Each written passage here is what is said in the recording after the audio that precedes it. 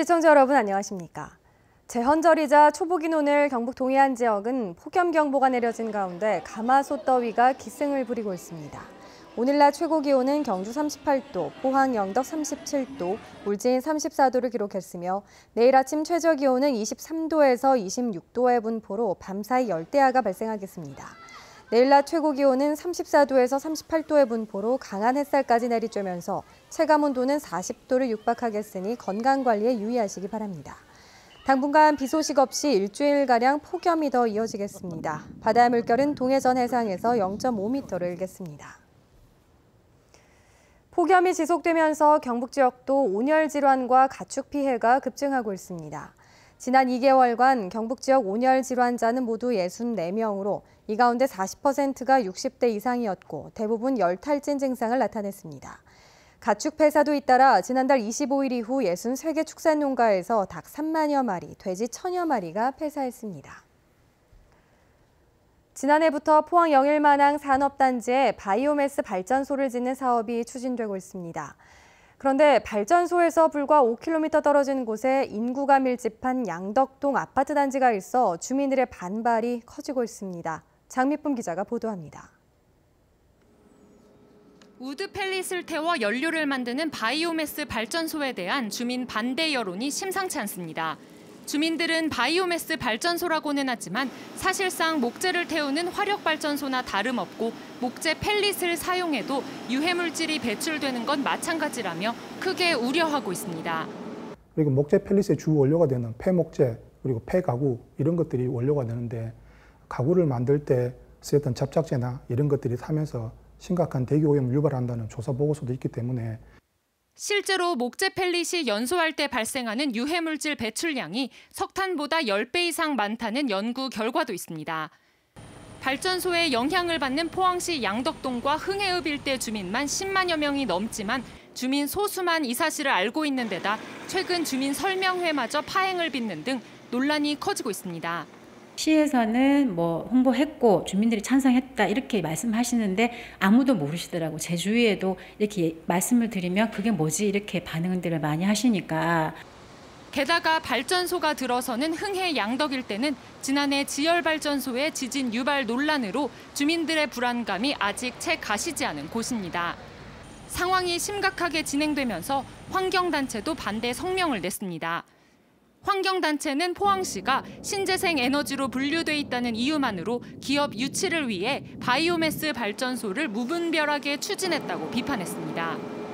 기업 유치한다고 포항시가 적극적으로 유치를 해놓고 주민들이 막상 반대하니까 이제 와서는 어쩔 수 없다는 식으로 좀 발을 빼고는 있는데 해당 업체는 대기오염 물질이 기준치를 초과하지 않아 문제가 없다는 입장을 밝혔고 포항시는 주민들이 반대하면 추진하지 않겠다는 입장을 밝혔습니다. 환경적으로도 또 많이 예민한 부분이 있고 해서 시민들의 의견을 최대한 존중하고 반영해서 주민들이 주거 환경권 훼손에 강하게 반발하고 있는 만큼 논란을 해소하기 위해서는 그동안 사업을 추진해온 포항시가 분명한 입장을 밝혀야 한다는 지적이 나옵니다. MBC 뉴스 장미쁨입니다. 어젯밤 10시 40분쯤 포항시 남구 효자동의 한 마트에서 불이 나 내부 15제곱미터와 냉동고, 간판 등을 태워 소방서 추산 1,200만 원의 재산 피해를 낸 뒤 40여 분 만에 꺼졌습니다.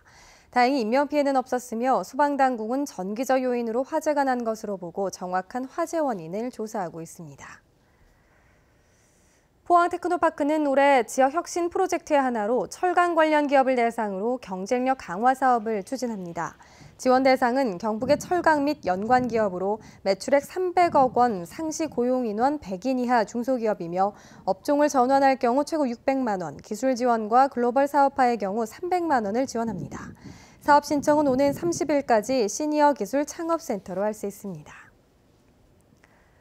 경상북도는 기존 경북 일자리 포럼 내 분과 성격인 일자리 청년 포럼단 41명에게 위촉장을 전달했습니다. 일자리 청년 포럼단은 대학생 등 청년과 창업 컨설팅 관계자를 멘토로 연결해 워크숍, 팀별 과제 등을 통해서 청년 사업 아이템과 청년 일자리 정책을 제안하는 활동을 합니다. 경상북도는 일자리 100인 포럼의 실효성이 거의 없어서 지난해부터 일자리 청년 포럼단을 구성해 운영하고 있습니다. 한국은행이 분석한 5월달 경북 동해안 지역 금융기관의 수신은 증가세로 전환됐고 여신은 증가폭이 축소됐습니다. 수신의 경우 정기예금이 큰 폭으로 늘었고 여신의 경우 기업대출이 줄고 가계대출은 증가폭을 유지했습니다. 비은행 금융기관의 수신은 증가폭이 축소됐고 여신은 늘었습니다. 경주 신라공고가 국방부 지정 전문기술 부사관 양성 군특성화 고등학교에 최종 선정됐습니다.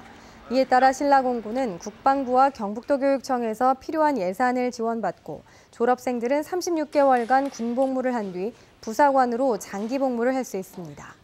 올해 10개 고등학교가 군특성화 고등학교에 선정되면서 군특성화고는 24개로 늘어났고 도내에서는 기존 영주 경북항공고등학교와 함께 2개 교가 됐습니다.